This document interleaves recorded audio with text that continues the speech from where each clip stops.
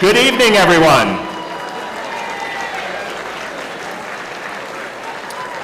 And welcome to the Authors Table Dinner in America's Best Book Festival. I'm John DiOrlando. Yes. I'm John DiOrlando, President and Publisher of the Arizona Daily Star and Chair of the festival's Executive Board. On behalf of the Tucson Festival of Books, the Executive Board, the Steering Committee, and its more than 1,600 volunteers, we're glad you're here to join us in reveling in all forms of literature. As I hope you know, the festival has grown to be the third largest book festival in the country.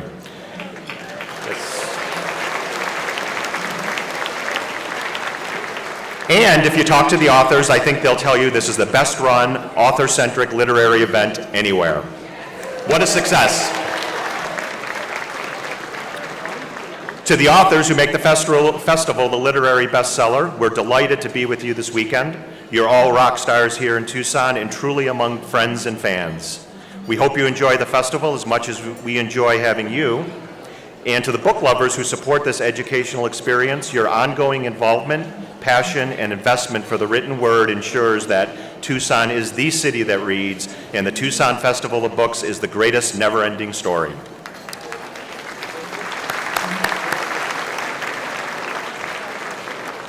The University of Arizona, with its remarkable campus, is a terrific host for this special event. With us tonight to celebrate our 11th anniversary is University of Arizona President Dr. Robert Robbins.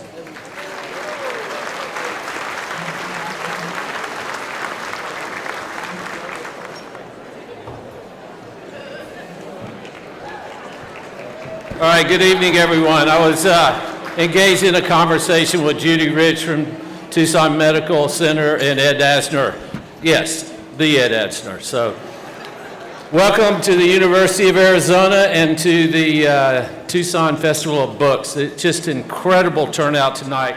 Thank you all for coming and supporting the festival. I look forward to you all having a great weekend. Just incredible. Linda and I were sitting in the back of the bookstore with this giant screen watching all of the authors who are here. Over 300 authors, from The Apprentice, very catchy title, very clever, to Why We Dream. So many things going to be covered. So this is the first time I've been able to attend the festival. We had a talk about that it coincided with the Pac-12 Conference Championship, so we adjusted it a little bit, and we also adjusted it for the weather last weekend so that we wouldn't have it during the snow. So welcome to U of A, bear down and go Cats.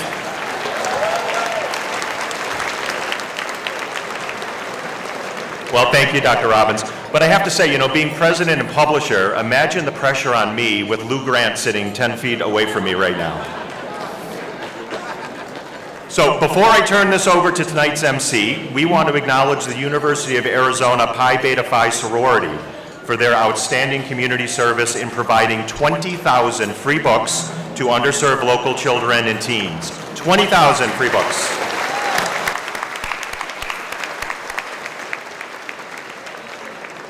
Moreover, 300 members of the sorority have delayed their spring break to stay and distribute the books to various schools and community programs serving low-income families. Tucson was selected for the program based on the greatest demonstrated need both in literacy and resources. And Tucson Medical Center assisted by providing warehousing for the distribution. Please welcome members of the Pi Beta Phi sorority to receive this well-deserved recognition.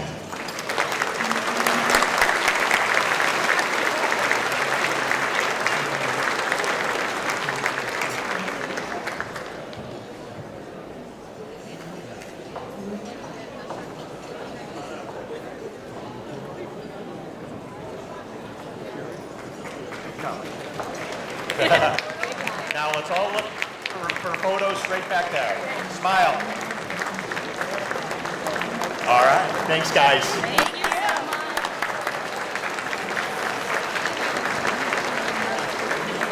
much. And I actually believe there are some other members of the sorority in the crowd. So if you're here, why don't you stand up so we can recognize you as well.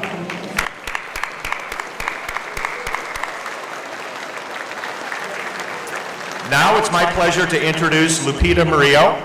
Lupita has been a mainstay at KVOA Channel 4 for many years and has received numerous awards for her broadcasting and community participation. She will also be moderating a session on Sunday. Please, a warm welcome for Lupita Murillo.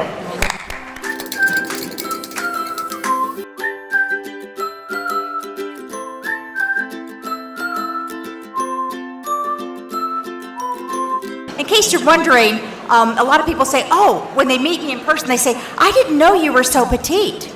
Let me tell you why I look tall on TV.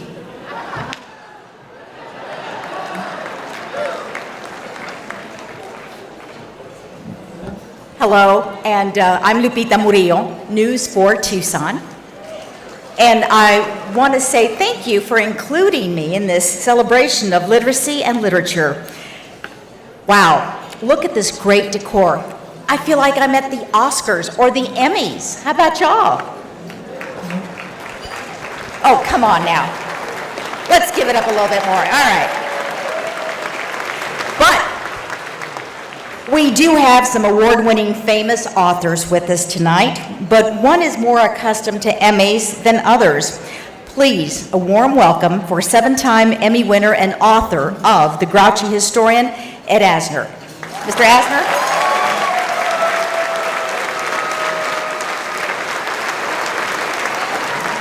And I want to say, Mr. Asner, I want to say thank you. Because of you and the Mary Tyler Moore Show, we have lots of women reporters and women producers in the television business, so thank you.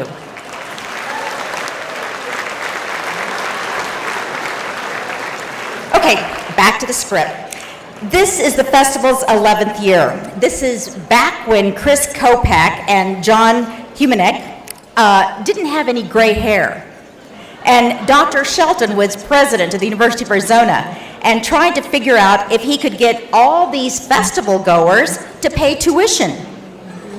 Mayor Rothschild had fewer sleepless nights and fewer potholes, and Pete the Cat was just starting to prowl around. There's a whole new generation of book lovers who may be experiencing different forms of literature. So it might not be uncommon to see a site like this cartoon. Where do you put the batteries? Or how about a parent explaining books in this manner? Consider this to be a long text message. The reality is, it doesn't matter if they just continue to read, and that is what the Tucson Festival is all about. Reading, literacy, education, and paying tribute to writers. Each year, thousands of Tucsonans and visitors anxiously await authors and festivities at this marquee event. Last year, over 140,000 Southern Arizonans and visitors attended the two-day event, and record crowds are expected this weekend. But it's not just the attendance, it's all about the details, the authors, the volunteers, the hospitality, the venue, the diversity. What an amazing job of creating a fabulous event that all of Arizona and the authors can be proud of. Tonight, we have some people that we want to recognize and thank for being here. Congressman Ann Kirkpatrick's office is represented by former Congressman Ron Barber. Our mayor, Jonathan Rothschild, has been a huge supporter of education and the festival. And also Lisa Lucas. Lisa is the executive director of the National Book Foundation that presents the coveted National Book Awards each year. The festival is honored to have her and several of the 2018 National Book Award honorees with us this year, including Sigrid Nunez, winner of the National Book Award for Fiction, and fiction finalists Brandon Hobson, Rebecca Mackay, as well as Daniel Gumbiner, Carol Anderson, Nafisa Thompson Spires, who were long listed for the award. Also, a warm welcome to one of our past founder award recipients, J.A. Jantz. Judith is a best-selling author, attended all 11 festivals, and has played a major role in the festival's success. And also at this time, I'm going to go off script a little bit, a little shout out to table number 8. Yay! Our author is Sandra Brown, and she's from Texas. I'm from Texas. We're family, y'all. J.D. Salinger wrote, "What really knocks me out is a book. When you're all done reading it, you wish the author was a terrific friend of yours and you could call him or her up whenever you felt like it." Well, that doesn't happen much. Maybe you can email him or text him, or maybe get, through him with Facebook. The Authors Table Dinner is a unique opportunity to meet and talk to your favorite authors, and the kickoff to a special literary weekend. Heather Kane is the chair for tonight's event. Heather, and along with her committee members, more clapping for the committee members.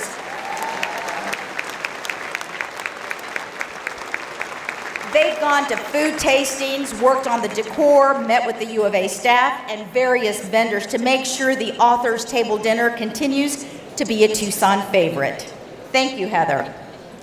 This literary celebration would not happen without the dedication of the steering committee chairs, their committee members, and of course, the executive director, Melanie Morgan. Please stand to be recognized.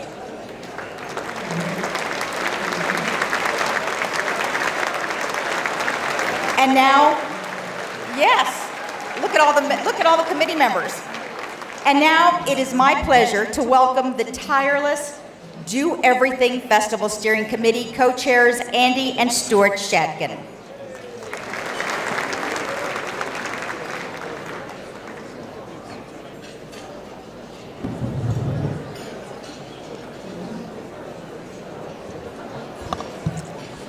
Hello.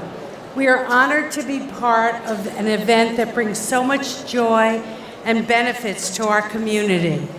If you've not been to the festival, it's hard to imagine 400 plus authors, 320 presentations, 36 venues, 300 exhibitors, a literary circus, a huge children's village, Science City, and much more. And the best part, it is focused on education and literacy, and it is all free. Here's a quick look at the festival.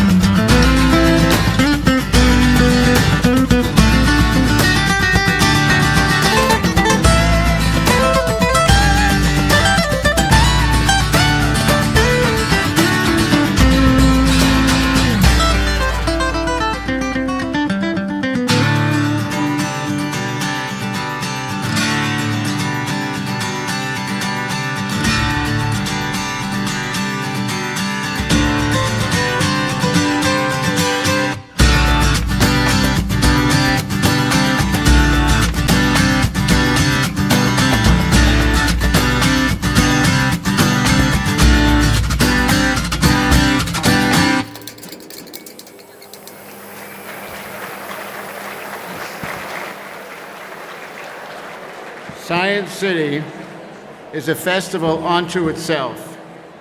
With the coordination from the UA College of Science, Bio5 Institute, and the College of Agricultural Life Sciences, Science City will continue to attract thousands of participants as part of the festival. Learn what is new in science and technology. It's a hands-on experience. The planetarium, the Mirabar Lab, the Tree Ring Labs will be opened on this weekend for you all to enjoy. And our festival sponsors are dedicated to improving our community. The University of Arizona is the ultimate partner, the perfect environment for the festival. Thanks to Dr. Robbins and the UA staff for their ongoing commitment. The Arizona Daily Star is a one-of-a-kind media partner.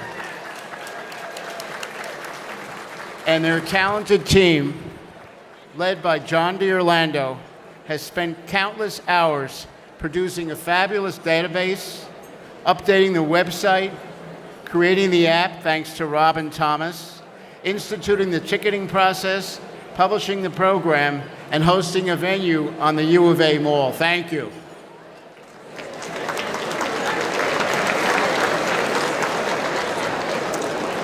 We are very proud to have Tucson Medical Center as our presenting sponsor.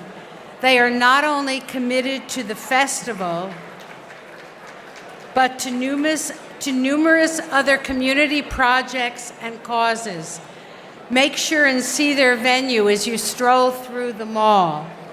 Thanks to Judy Rich and the entire TMC staff.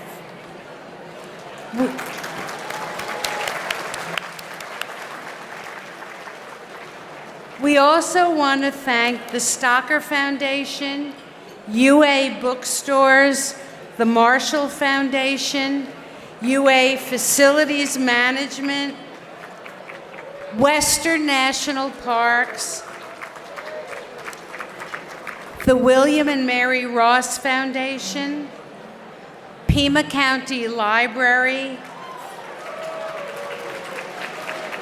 Arizona Wholesale, Children's Literacy Programs, and Watermark Communities, the Hacienda at the Canyon, as well as all the others whose names you have seen on the scrolling video and in your program. Now, here's the big news of the night, and I really want you to all hear this.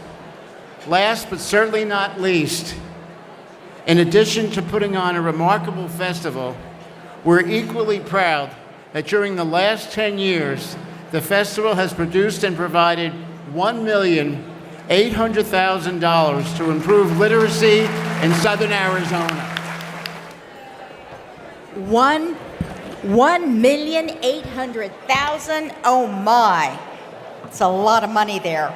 Take out your cell phones, take some pictures, look, take some selfies, and definitely put them on hashtag TFOB. So, did everybody get their little chocolate bar, their little festival chocolate bar? Okay. Well, you know, you can't ever get enough chocolate. And I'm told that this is very good to reduce stress and writer's block. And speaking of stress, writing a memoir can often be stressful, especially for these parents. If we had known you were going to be an author, we would have been better parents. Now it's my pleasure to introduce to you a friend of the festival, the person who's responsible for putting this all together 11 years ago, co-founder of the Tucson Festival of Books, for the presentation of the Founders Award, Bill Viner.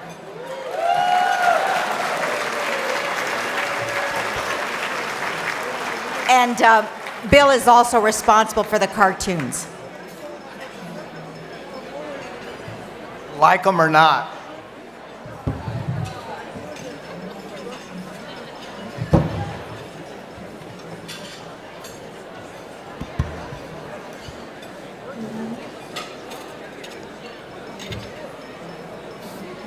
Joyce Carol Oates put it concisely when she said, "Reading is the sole means by which we slip involuntarily, often helplessly, into another's skin, another's voice, another's soul." Tonight we honor and acknowledge the writers participating in the Tucson Festival of Books.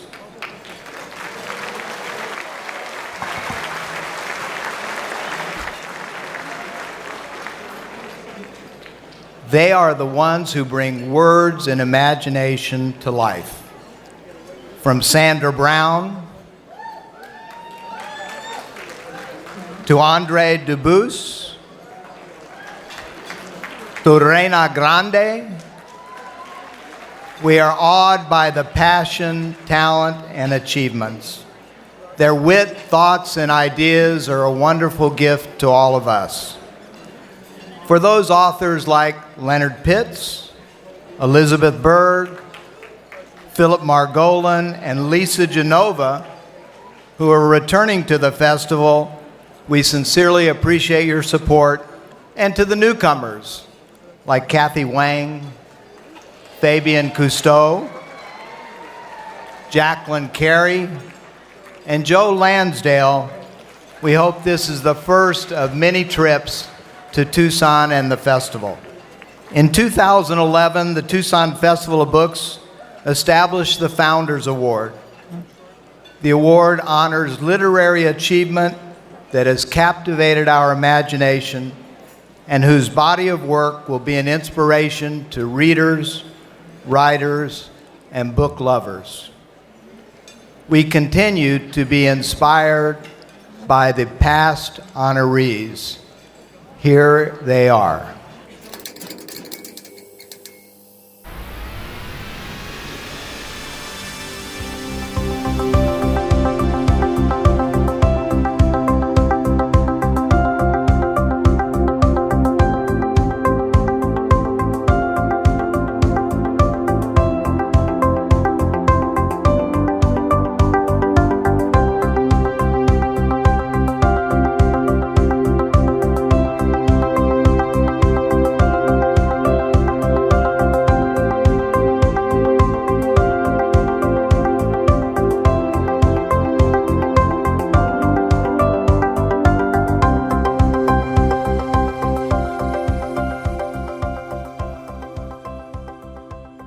Tonight, we honor Luis Alberto Rea.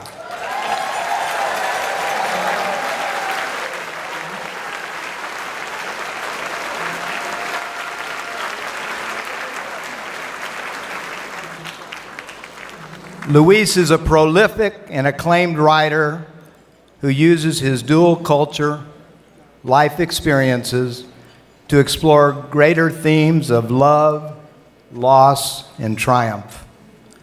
A finalist for the Pulitzer Prize for his landmark work of nonfiction, The Devil's Highway, Luis, give it up.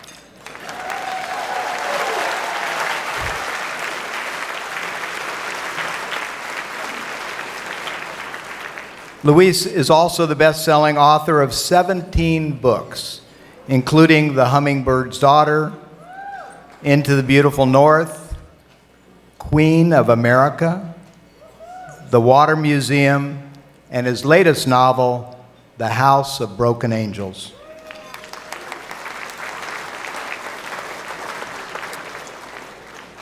In all, more than 100 cities and colleges have chosen one of his books for a community read.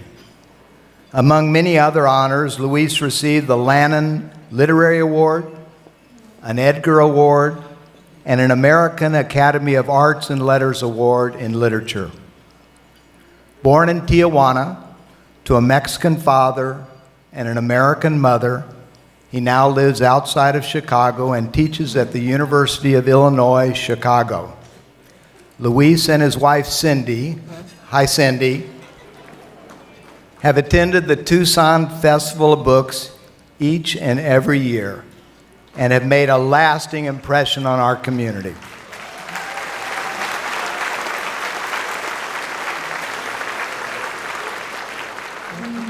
Luis is and always will be a favorite among the festival patrons. Here is a short tribute to our 2019 Founders Award recipient. Two American ranch hands on a deserved vacation from punching cows in Yuma's brutal sunfire had made camp near the sea. B. Andrew Laird and an unnamed companion had fished and hunted and drunk tequila far from the woes of work. Now they saw the glow of the burning on the smoke, and they heard the great laughter and singing coming their way as the pilgrims marched out of their town and into the wilderness, flinging themselves into the grace of Teresita, who might have ascended to heaven. They did not know. "What in hell is that there?" asked B. Andrew, as the joy came toward them. You know, I was born in Tijuana. Was in Tijuana till I was about 5 and then came to the United States. My mom was American, my dad was Mexican. I had tuberculosis. I was dying. There was a barrio explosion of poverty diseases. I had them. My father worked in a tuna cannery. My mother worked in a department store. I was really fortunate in so many ways. I had that gift of literature, probably because of my mom. My mom read to me as a little boy. She read Dickens to me and Mark Twain and all these, and I didn't really understand them, but I was really fascinated by the language. My father also was enamored of literature, but my father believed that everything good came from Mexico. So one day he came home from Tijuana, and he brought home Homer's Odyssey, Spanish edition. He slammed it down on the table. Boom! He says, "Luis, study it in the original Spanish."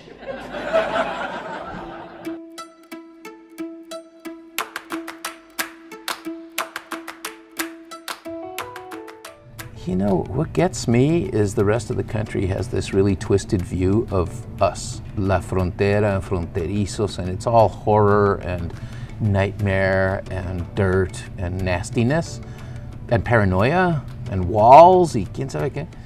And so my job as a writer is often to try to explain that there's also a long history of love and cooperation and brotherhood, and that we have aunts and uncles over there and they have brothers and sisters over here, and that the line is largely imaginary, dividing people who've always shared this land. 5 men stumbled out of the mountain pass so sunstruck they didn't know their own names, couldn't remember where they'd come from, had forgotten how long they'd been lost. One of them wandered back up a peak. One of them was barefoot.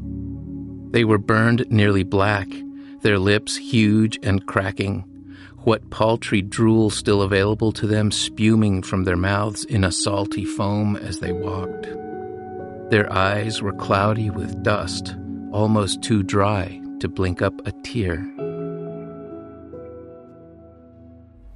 I do the Tucson Book Festival every year, and invariably you'll see a very neat, short-haired fella in the line, and they're very circumspect. You know, they'll come up and they'll lean over and they'll say, U.S. Border Patrol, you know, and I sign their book, and, you know, it's really nice. This last time I was there were Yaqui people from the reservation at the front of the line, undocumented people in the middle of the line, and Border Patrol at the back of the line. And I thought, wow, here's the Southwest in one line, you know.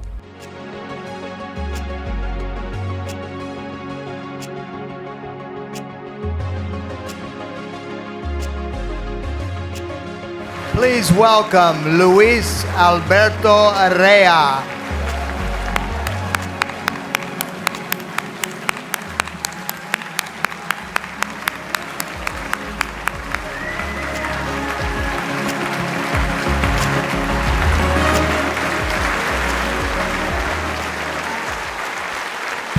Well deserved.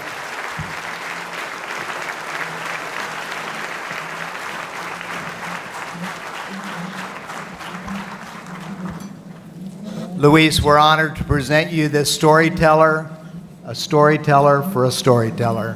Thank you.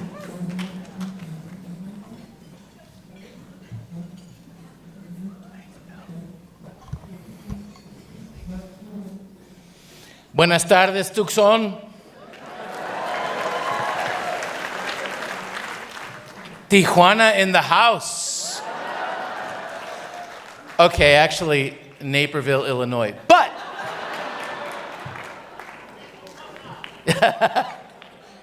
wow, this is, you know, I just want to say something. First Latino to get the award.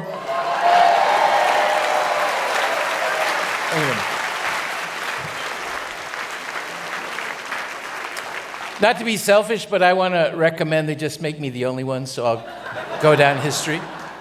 No. All us from now on. So yeah, I've been here since the first one, and I just want to say it's an overwhelming thing for me to get this award, honestly. You know, the first time we heard there was going to be a Tucson Book Festival, my wife and I were a little arrogant. You know, we're like, oh, okay, yeah. We'll go. Maybe it's going to be like in a plaza somewhere out on Broadway or something. And we got here and we thought, oh my God, man. To go in the green room, if you're like me, I don't consider myself some kind of great author. I'm a fan. And, to go in the green room and see the authors who were present made me lose my mind. And Cindy told me, don't tell this story because you've told it before, but I have to tell this story because to me, this is the most central story to me about saying, oh, hell yeah, I'm coming to this every year. The coolest man ever born was probably Elmore Leonard, right? And I was a complete fan of Elmore Leonard's. And we walked in, and he was sitting in a corner, and he had his little driving cap on, and I was like, and we sat down, and I said, Cindy, it's Elmore Leonard. And she said, go say hi to him. And I said, you don't say hi to Elmore Leonard. Are you kidding? So I just watched him. And he noticed, he looked at me like, what's up with this guy? Every year, the same thing. I'd go in and I'd say, oh, there he is. Then I'd watch him. And the last year before he passed away, I think he finally got fed up with it, right? And he got up to go to his gig, and I was watching him walk by, and he stopped at our table, and I looked up, and he did this to me.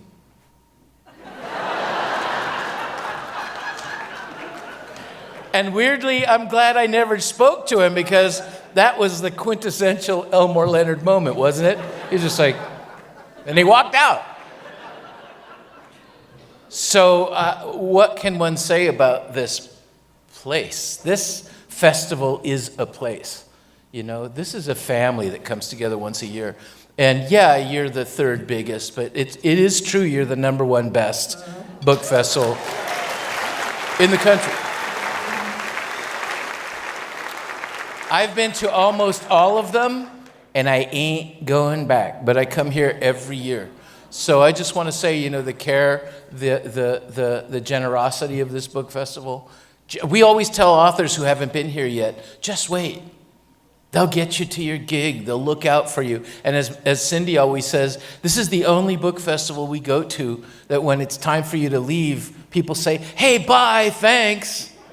Because, most of the authors can tell you, we go to book festivals and at the end, you're just wandering around with the newspapers blowing around. I guess I'm going.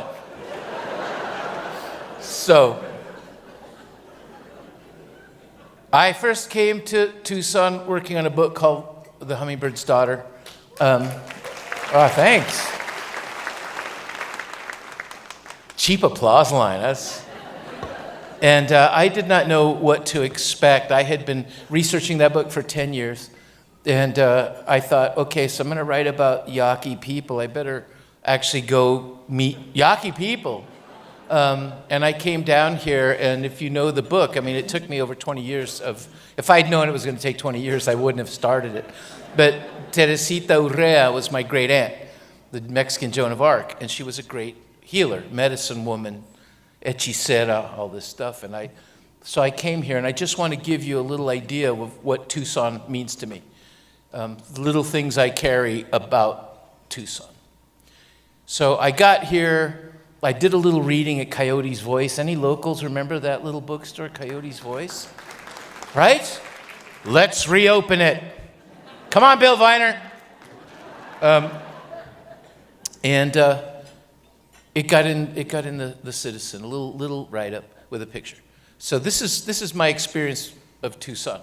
This won't be a shock to you Tucsonans, but to me, phone rings next day, and this voice says, Luis Urrea? And I said, yes. And she said, hi, this is your cousin, Esperanza Urrea. And I said, where are you at, San Diego, Tijuana? She said, Luis, I live on the south side of Tucson. I said, wait, I've got cousins in Tucson? She said, yes, of course. You didn't know that? I said, no. She said, yes, well, I'm Yaqui Mayo. I said, wait a minute. I have indigenous cousins? And she said, Luis, your cousins across the road are Apaches. And she says, I am the granddaughter of Maclovia Borbon Moroyoki, the medicine woman of El Jupare, Sonora. And immediately I'm thinking, God loves me, right? All that research, and here, and here's the Tucson detail, which you will recognize. It was my baptism into Tucsonism. She said, so Luis, I was raised under my grandmother. In our tradition, the eldest daughter goes to grandmother and takes care of her. So I'm a full practicing medicine woman. So I was like, yeah. And she said, I have a message for you. I said, really? What? And she said, well, before we were born, you and I were identical twins. Honestly, I was like, really? And she said, yeah, we were identical twins, but God thought as a test for us, when we were born, we'd be sent to different parts of the world and then have to hunt for each other. And she said, I have looked for you, mijo, for 43 years. And I opened up the newspaper this morning and there you were. But here's the Tucson detail. So you want to come to a party?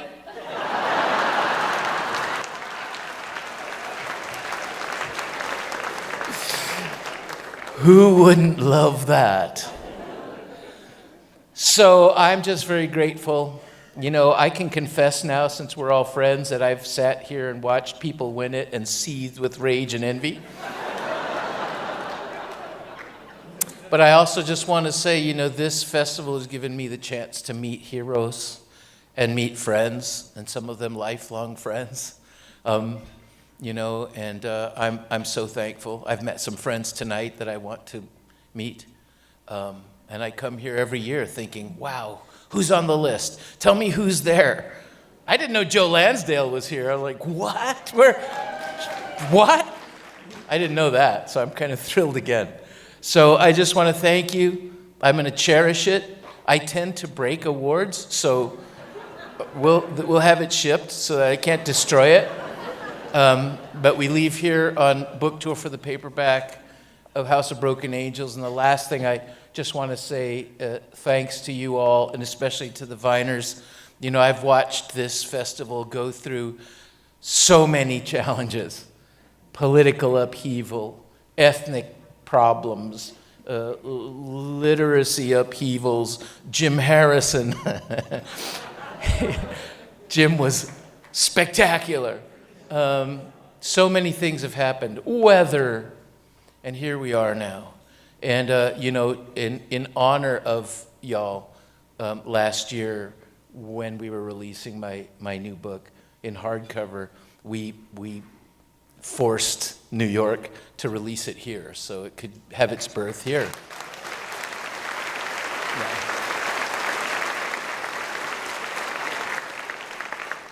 So generally, just thank you. Lots of love from the Urea family, and I'll see you tomorrow. Thank you.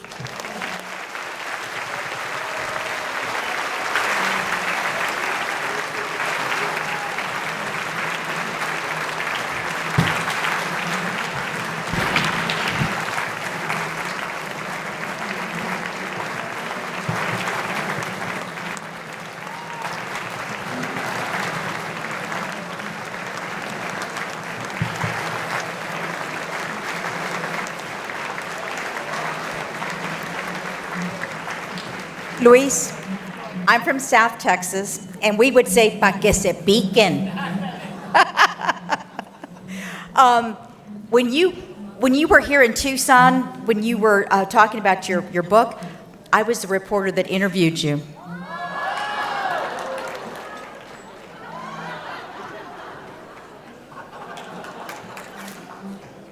Don't you remember me?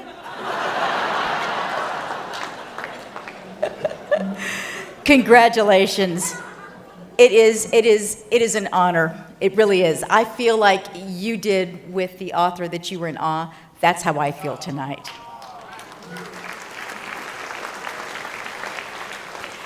Okay, I guess we better go back on script. Sorry, Bill. We're very proud to have Tucson Medical Center as our presenting sponsor. They're a terrific asset to our community, yes. And here tonight is Judy Rich. She's President and Chief Executive Officer for Tucson Medical Center.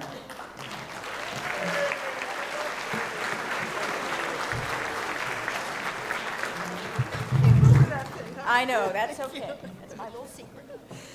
So I was born and raised in Pennsylvania, but I am so proud tonight to be a Tucsonan. What an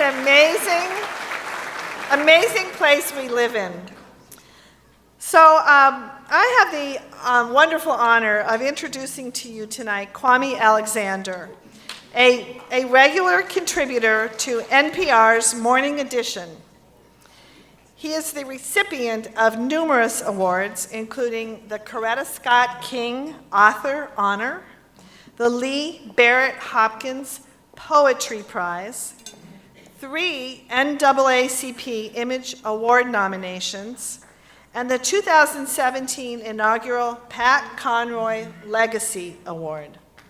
He is a poet, an educator, and the New York Times best-selling author of 28 books.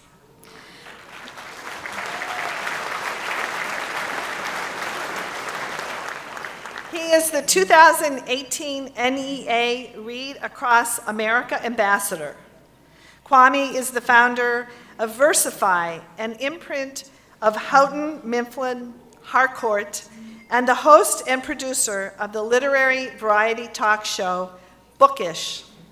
He's led cultural exchange delegations to Brazil, Italy, Singapore, and Ghana, where he built the Barbara E. Alexander Memorial Library and Health Clinic as a part of LEAP for Ghana, an international literacy program that he co-founded.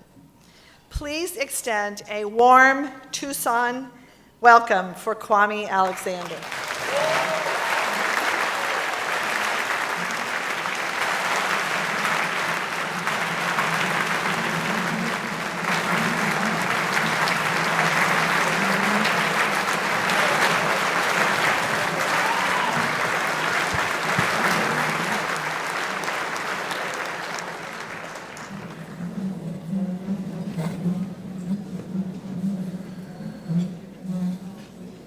It is so good to be here.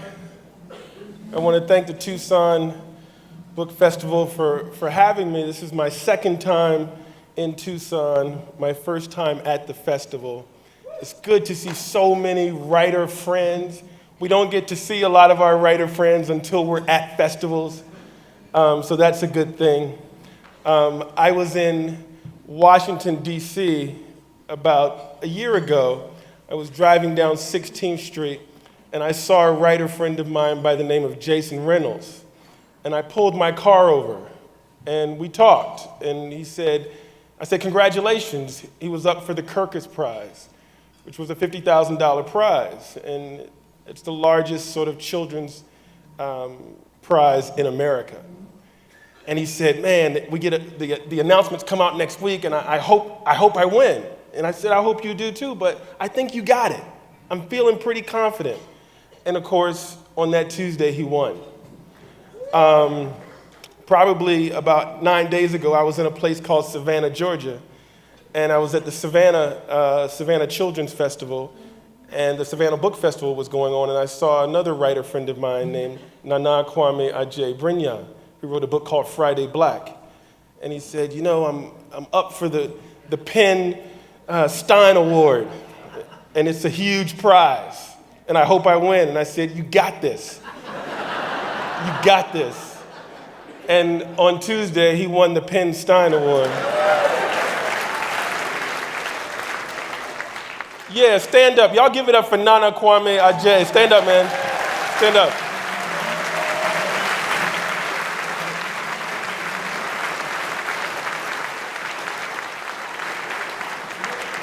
So I guess my point is, if you're a writer and you're up for an award, come see me. I got you.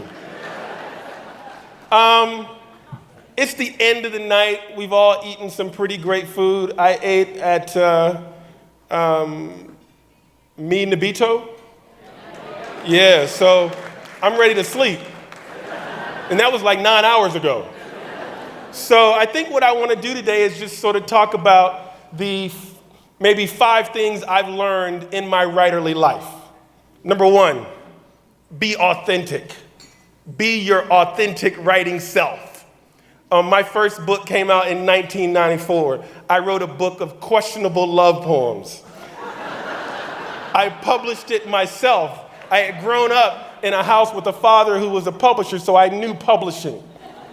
And so I published this book myself, and I had read an article in Publishers Weekly about Stephen King, who had been on a 30-city motorcycle tour. I want to say he was promoting Cujo. And so I'm thinking, this is what I want to do. I want to be Stephen King. I want to have that sort of stature. So I put myself on a 30-city book tour with no money. And so I'm traveling around the country by Greyhound, friends' cars, and I end up, my last place is in a place called Los Angeles, and I've got 160 books left from my 1,000 print run, and I've got to sell these books to be able to get home, at least 100. And so I'm in a church called Maranatha Community Church, and at the end of the sermon, the pastor says, Kwame Alexander is here. He's going to be signing books in the gift shop. And of course, I know I got to sell 100 books to be able to make it home. And she says, Kwame, would you like to come up in the pulpit and share a poem from your book? Now, I write questionable love poems. And we're in a black church full of black women in church hats. And so I've only known how to be myself, and so I decide I'm going to be my authentic self, and I stand up in the pulpit and I recite the following poem. I have never been a slave, yet I know I am whipped. I have never been to Canada, yet I hope to cross your border. I have never traveled underground, yet the night knows my journey. If I were a poet in love, I'd say that with you, I have found that new place where romance is just a beginning and freedom is our end. And nobody clapped. But there was a woman in the back of the church who said, hallelujah. I sold 160 books.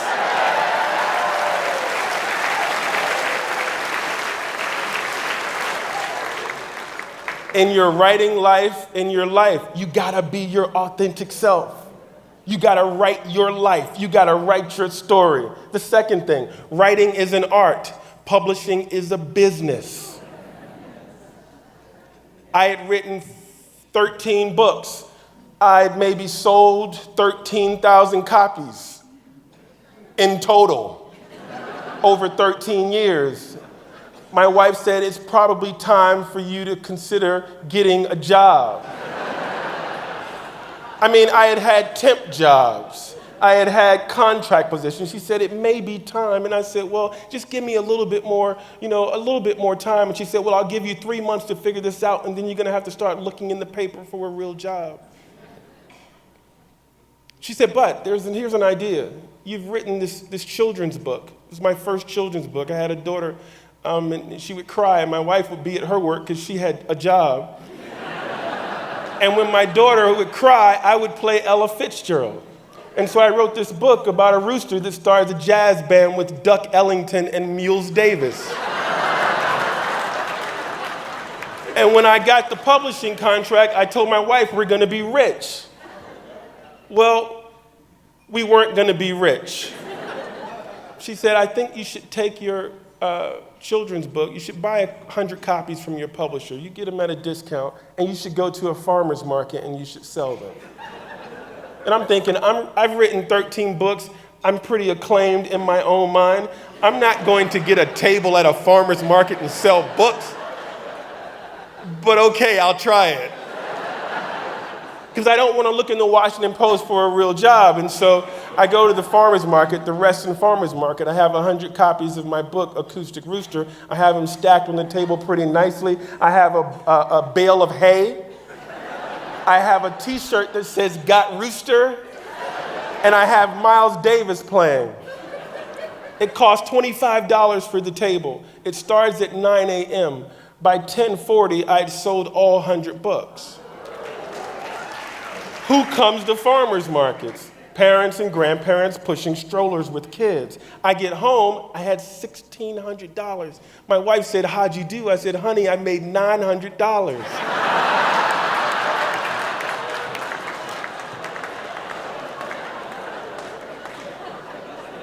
Every book that I've had come out with my publishers, I've said, "You've got to put me on tour." I understand that writing is an art, but publishing is a business. And I know my art and my business better than anyone on this earth, so let me do my thing. Surround yourself with people who are as ambitious, who have as much vision, if not more than you do.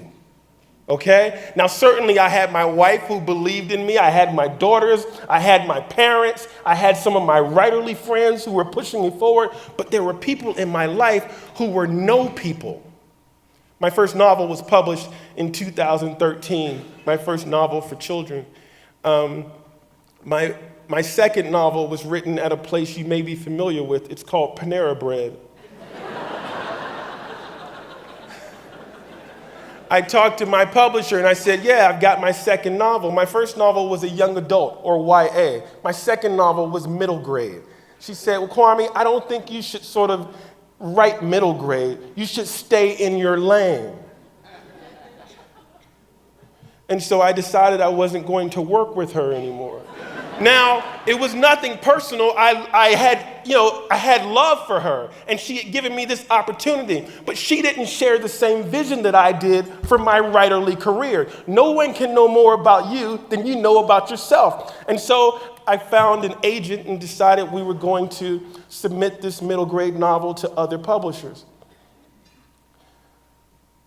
For about a year and a half, I heard nothing.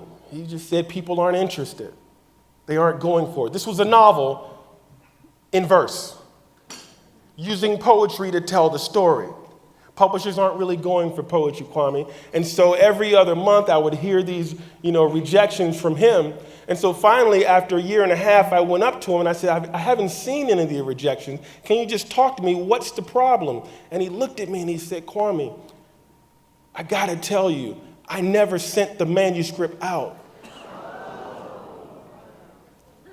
I didn't send it out because, Kwame, I didn't think you would really want your career to be defined by a novel in verse. Nobody reads poetry, so I was trying to help you out." And I said, "Look, Alex, I love you, but you're fired."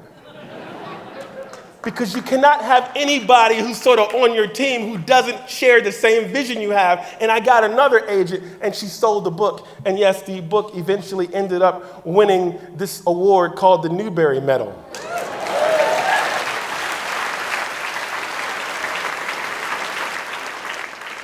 And so I was grateful for my agent. 4 things happened. Well, 2 things happened after I won the Newbery. Number 1, my wife said, "We can finally build that pool you want." Number 2, I got calls from previous Newbery Medal winners. You may have heard of some of these names: Lois Lowry, Catherine Applegate, Linda Sue Park. And they called me and they all told me 3 things, the same 3 things. Number 1, get an assistant. Number 2, don't plan on writing anything for the next year. You're going to be too busy. Number 3, you now can command this amount of money. Okay? You can command this amount of money, which was otherworldly for me. I had come from sort of selling 13,000 books in 13 years. I had come from making $1,600 at a farmer's market. You can now command this. This is your floor. There is no ceiling for you now.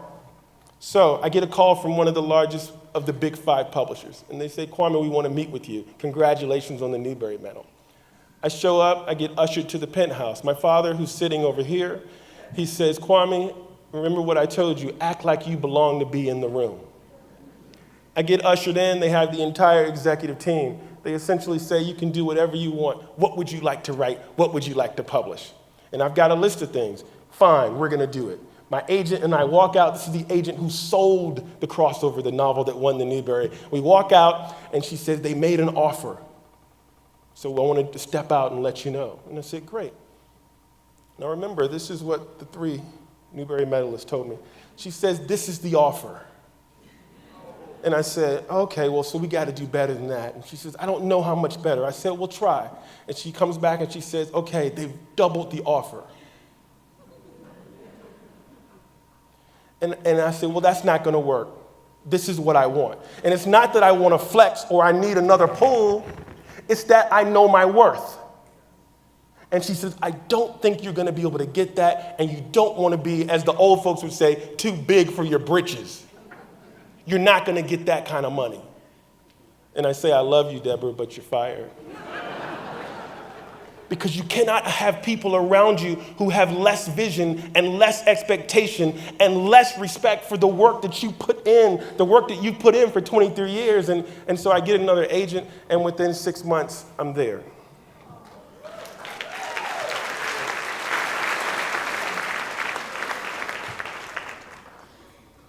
I think you got to learn to say yes. I think you got to say yes. And so after about 27 books and after 26 years of being in this business, my publisher takes me out to lunch and they say, Kwame, would you be interested in having your own imprint? And of course the answer is yes. You have the opportunity to publish other authors now. And so we launched this imprint. It's called Versify. It's at Houghton Mifflin Harcourt. And we're publishing 4 to 7 books every year. And the first books launch on April the 2nd, 2019. The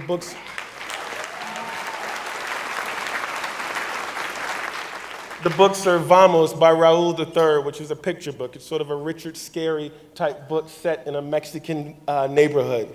There's a book called White Rose about Sophie Scholl and the 19-year-old teenager who was a resistor in Hitler's Germany.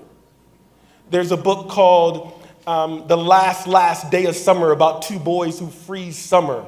And there's a book called The Undefeated that I wrote with an illustrator by the name of Kadir Nelson. And so the deal is, I guess the last thing I want to say to you is be constructive with your blues. My daughter is 10 years old, and in 4th grade last year, she came home and she said, Dad, we had a problem in school today. And I said, what do you mean? And she said, well, our assignment was to create a billboard set in colonial America. I said, cool. And she said, one of the girls in the class, she decided to create a billboard that said, slavery is cool, come to Virginia. And this was a white girl, and my daughter and 2 of her friends, 2 black girls, approached her and said, you can't do that, that's disrespectful. And they got into an argument. And the teacher's response was to take the girls out into the hallway and to have all the girls apologize to each other. And my position was, my daughter shouldn't have had to apologize for anything. But these are the kind of blues that happen in our lives, y'all. And sometimes the world is not such a beautiful place. And I believe that, in my estimation, poetry is, it may not be the answer, but it's an answer. It's the answer that has helped me when I'm dealing with blues. And so I wrote a poem called The Undefeated. I'll end with that. This is one of the books that's coming out from Versify. This is for the unforgettable, the swift and sweet ones who hurdled history and opened a world of possible, the ones who survived America by any means necessary and the ones who didn't. This is for the undeniable, the ones who scored with chains in one hand and history in the other. This is for the unflappable, the sophisticated ones who box adversity and tackle vision, who shine their light for the world to see and don't stop till the break of dawn. This is for the unafraid, the audacious ones who carry the red, white, and weary blues on the battlefield to save an imperfect union. This is for the righteous marching ones who sang, we shall not be moved because Black lives matter. This is for the unspeakable. This is for the unspeakable. This is for the unspeakable. This is for the unlimited, the dreamers and the doers, the ones who swim across the big sea of our imagination and show us the majestic shores of the promised land. The Wilma Rudolphs, the Muhammad Alis, the Althea Gibsons, the Jesse Owens, the Jordans and the LeBrons, the Serenas and the Cheryls, the Nana Kwames, the Wayetu Moores, the Reese Whitleys and the undiscovered. This is for the unbelievable, the we real cool ones. This is for the unbending, the black as the night is beautiful ones. This is for the underdogs and the uncertain, the unspoken but no longer untitled. This is for the undefeated. This is for you and you and you and you and you. This is for us. Thank you.